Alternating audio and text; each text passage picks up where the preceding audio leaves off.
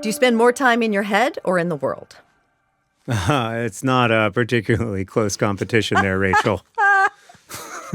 Somehow I thought you were going to say that. Say your answer. I spend more time in my head by a very wide margin. What's it like in there? Pretty intense, to be honest with you. A little overwhelming sometimes. But I almost can't say what it's like in there. It's like trying to describe the ocean to somebody who's never seen it, you know? Like, it's, what did Kafka say? That a book can be the axe that breaks the frozen sea within?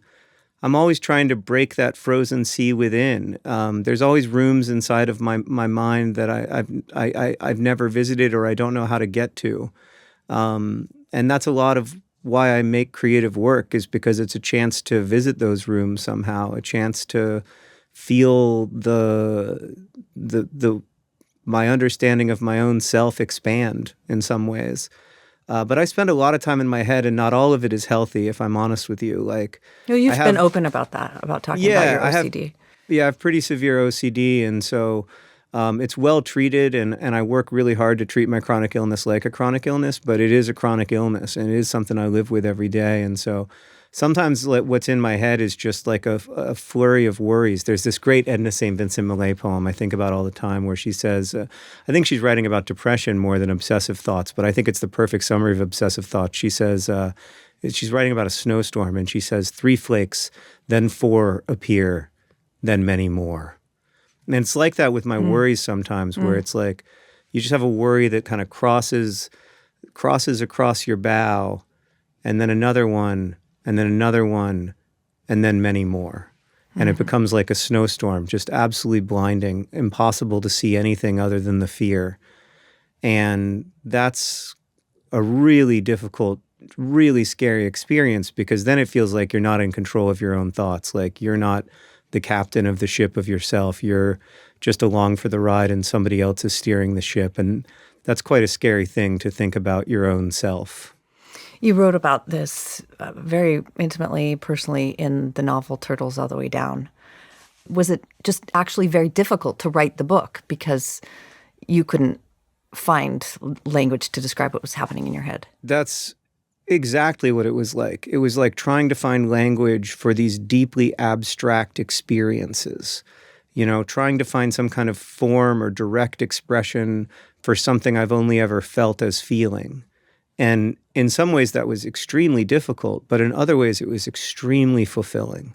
And hearing from people who who also have OCD or other mental health conditions associated with spiraling thoughts, hearing from them that it might have given form or language to their own experience is one of the great things that's ever happened to me in my career. So it was hard. It was the hardest book to write that I've ever written, for sure. But it was also really fulfilling, and I felt like I was trying to bring to the surface what my experience of being alive has been for so long. Is there anything positive about it? Is there anything beneficial about it besides the fact that it is who you are? Yeah, it is who I am. I mean, I find it to be mostly downsides, to be honest with you. Okay. Mostly bummers. It's hard to, of course, I don't know what I would be like without OCD, and so I can't imagine what it would be, but I'm sure I would be different in ways I can't imagine now. Yeah, it is who you are. Yeah, I like that way of saying about that like there is an upside, but the upside is that it is who I am. Yeah. I've never thought of that before. This is like a therapy session. I have Thank you. A person dear in my life who suffers from OCD, and it has been instrumental. It has been helpful to learn more about it and to learn how, yes, it is debilitating. It can be debilitating. But it is who this person is. Yeah, I really love that. And this person is wonderful. And you're worthy of love. Yeah. You know, like it's maybe the only thing we're worthy of, but like you're worthy of love is exactly as who you are. And so the fact that this is who you are and this is part of who you are means that this is also worthy of love. Right. Yeah. Yeah.